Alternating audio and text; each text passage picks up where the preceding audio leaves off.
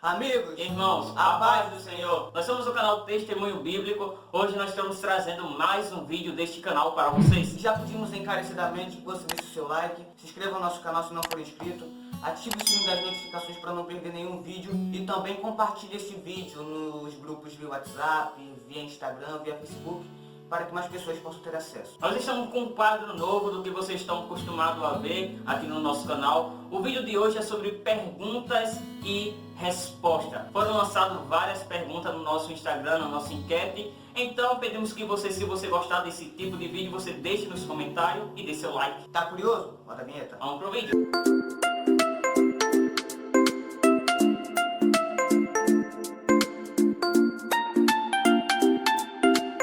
Como já foi falado, esse quadro é um pouco diferente do que vocês estão acostumados a ver. Então nós fizemos perguntas no nosso Instagram, nós lançamos a enquete Perguntas Bíblicas e nós estaremos respondendo neste vídeo. A primeira pergunta que foi feita foi por Keila Gomes. Ela perguntou o seguinte: sendo eu cristã, como responder a pergunta: Deus realmente existe? Essa pergunta é uma pergunta bem interessante e é permeada bastantemente nos meios acadêmicos. Eu queria ler um texto em 1 Pedro, no capítulo 3, o versículo de número 15, que diz o seguinte: entreguem-se aos cuidados de Cristo, seu Senhor, e se alguém perguntar acerca da esperança que vocês têm, estejam preparados para contar-lhe, e façam-no de uma maneira amável e respeitosa. Esse texto é considerado pelos teólogos e estudiosos das Sagradas Escrituras como o texto áureo da apologética, ou seja, da defesa da fé cristã. Respondendo à pergunta, nós precisamos tirar esse conceito, existência de Deus.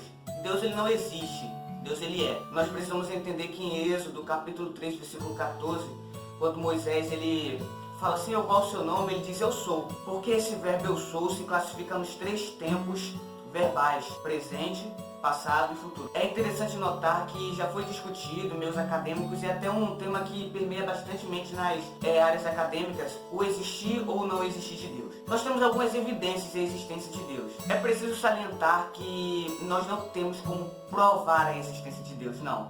Deus ele é um ser transcendente e nós, como seres limitados, nós não temos como provar a existência de um ser transcendente. Seria até um paradoxo filosófico se seres mortais conseguissem explicar o ser transcendente e imortal. Porém, existem algumas evidências e eu quero destacar duas evidências da existência de Deus. O primeiro argumento que eu quero salientar aqui é a natureza. Shakespeare, ele diz o seguinte: por que a música ao invés do ruído? É exatamente esse ponto sobre a natureza. A natureza, ela é perfeita, ela se encaixa e não temos como perceber uma natureza tão perfeita sem o Criador, sem uma mente brilhante por trás disso. E o segundo argumento, a lei moral que existe no ser humano.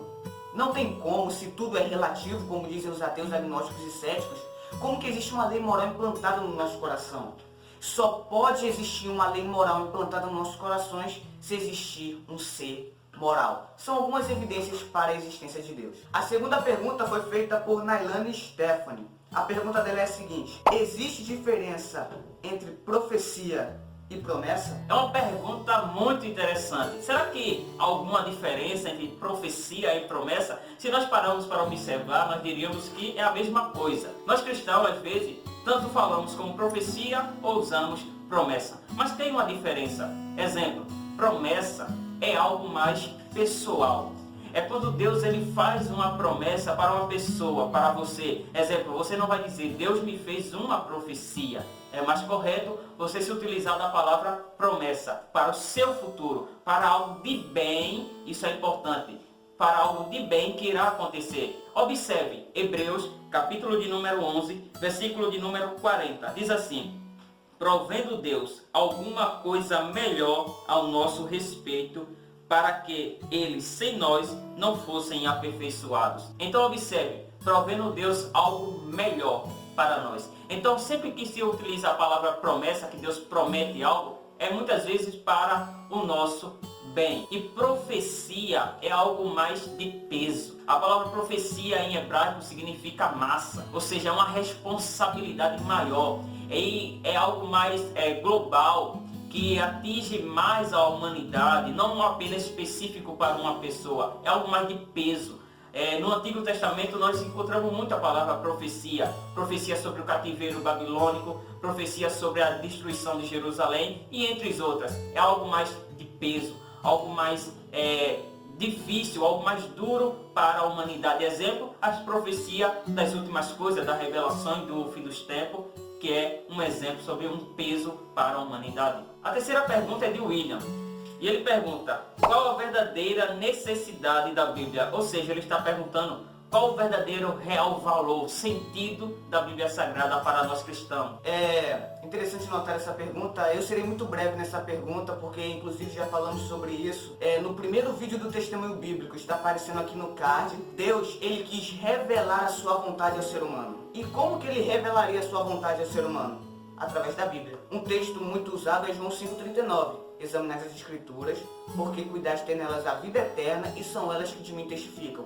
Palavras de Jesus. Ou seja, o principal propósito da Bíblia Sagrada é falar sobre, é elucidar sobre a Trindade, o ser humano, as coisas que hão de acontecer, o plano da redenção e entre outros. A quarta pergunta foi feita por Lais Amanda. Qual o segundo rei de Israel? O segundo rei de Israel, o primeiro foi Saul, o segundo Davi, o terceiro Salomão. A quinta pergunta foi feita por Jackson Alves. Ele pergunta, é possível alguém estar em Cristo e não produzir frutos? Queremos ler o texto que o nosso irmão Jackson ele deixou para nós, que é João 15 e o versículo de número 2. Todo ramo que estando em mim não dá fruto, ele corta, e poda os ramos que dão fruto, para que produzam ainda mais fruto. E a pergunta do nosso irmão Jackson é realmente esta. Como que um ramo pode estar em Cristo, que é a videira, e não produzir frutos? Ora, uma das regras essenciais para a interpretação do texto bíblico é a hermenêutica. E qual é a principal regra? Observar os versículos anteriores e posteriores, e assim fazer a exegese, ou seja, a interpretação do texto bíblico. E se nós formos observar o versículo de número 5, ele diz, sim, eu sou a videira, vocês são os ramos.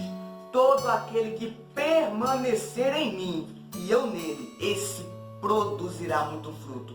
É interessante notar que uma pessoa pode estar em Cristo sem permanecer em Cristo.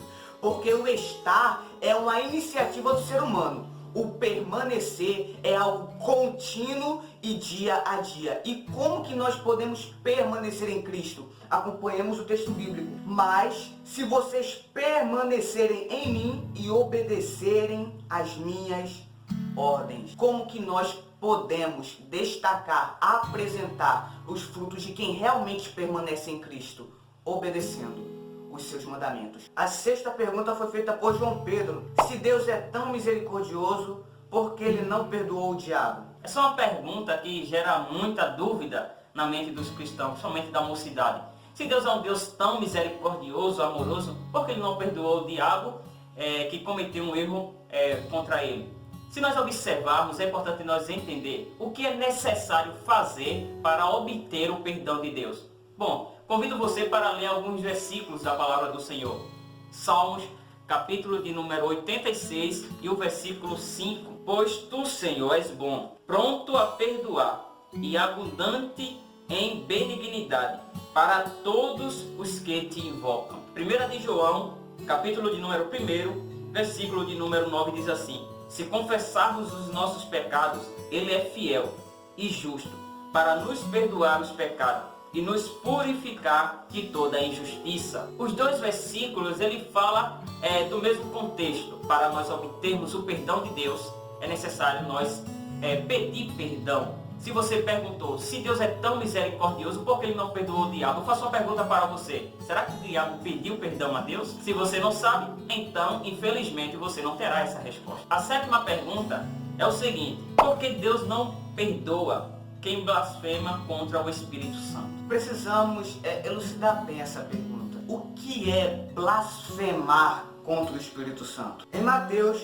no capítulo de número 12, e o versículo de número 31 e 32 diz o seguinte: portanto, eu vos digo, todo o pecado e blasfêmia se perdoará aos homens, porém a blasfêmia contra o Espírito não será perdoada aos homens. E se qualquer disser alguma palavra contra o Filho do Homem, se lhe há perdoado. Mas se alguém falar contra o Espírito Santo, não lhe será perdoado nem neste século, nem no futuro. Eu sempre bato nessa tecla aqui nos vídeos, você que acompanha o canal desde o início pode perceber, a hermenêutica. Não dá para interpretar o texto bíblico pegando um texto isolado e não observar o contexto, não tem como. No contexto, o que é blasfêmia contra o Espírito Santo? Jesus tinha acabado de expulsar um endemoniado e os fariseus atribuíram esta obra miraculosa de Deus a demônios. E Jesus declara que aquele homem ele foi liberto pelo Espírito de Deus. E se aquele homem foi liberto pelo Espírito de Deus, o reino de Deus havia chegado. Então nós vimos que aqueles fariseus, aqueles homens, eles disseram que a obra que o Espírito Santo tinha feito era obra de demônios. A pergunta do nosso querido internauta ou internauta pergunta o seguinte: por que Deus não perdoa? A resposta é muito simples: porque o homem não quer. Vou ler um texto em Hebreus, capítulo 6, versículo 4 ao 6, diz o seguinte: porque é impossível que os que já uma vez foram iluminados e provaram o dom celestial e se tornaram participantes do Espírito Santo e provaram a boa palavra de Deus e as virtudes do século futuro e recaíram, sejam outra vez renovados para arrependimento. Pois assim quanto a eles, de novo crucificaram o Filho de Deus e o expõem a vitupério. Em suma, o que o escritor aos Hebreus está dizendo é que uma pessoa que provou do Espírito Santo e que atribui uma obra do Espírito Santo a demônios, essa pessoa não consegue mais renovar o arrependimento. Porque esta pessoa, ela está tão endurecida que não consegue nem sequer ouvir a voz do Espírito Santo. Vamos para a próxima pergunta feita por Lais Amanda. Qual foi o homem que nasceu e não morreu na Bíblia Sagrada? É interessante nós observar isso. Parece até um paradoxo. O homem que nasceu, mas não morreu. Bom, a resposta teremos duas. E uma delas está em Gênesis, capítulo de número 5, versículo de número 24. Diz assim: e andou Enoque com Deus, e não foi visto mais, porquanto Deus para si o tomou. Então a primeira resposta é Enoque. Enoque ele não morreu, ele foi transladado, assim como o escritor aos Hebreus fala, para o céu por Deus. Então foi um homem que nasceu, mas não provou da morte física. O segundo também está em 2 Reis, capítulo de número 2, versículo 9 ao 11, onde é o profeta Elias, um dos maiores personagens da Bíblia Sagrada, admirado por nós. Que é um homem que foi levado a Deus numa carruagem de fogo. Ele não morreu. Muitas pessoas, depois que ele foi levado, foram até o outro lado das montanhas procurar para ver se ele tinha parado lá, se Deus tinha colocado ele em outro lugar, mas não foi achado. Deus o tomou para si. Chegamos ao fim de mais um vídeo. Já queremos pedir a sua colaboração. Deixe o seu like, se inscreva no canal, ative o sininho das notificações, compartilhe esse vídeo para que mais pessoas possam ter acesso. Espero que você tenha gostado deste vídeo, desse novo quadro de perguntas e respostas. Não será o único. Também o Instagram dos administradores estão aparecendo aqui embaixo. O meu, Cláudio Filho, e o de Marcos Vinícius, também o da produção. Siga também o Instagram do canal Testemunho Bíblico. Siga lá para estar conferindo os nossos conteúdos. Até o próximo vídeo. Fique com Deus. Pergunta bônus: qual a idade de vocês? 9, 4, 83, 7.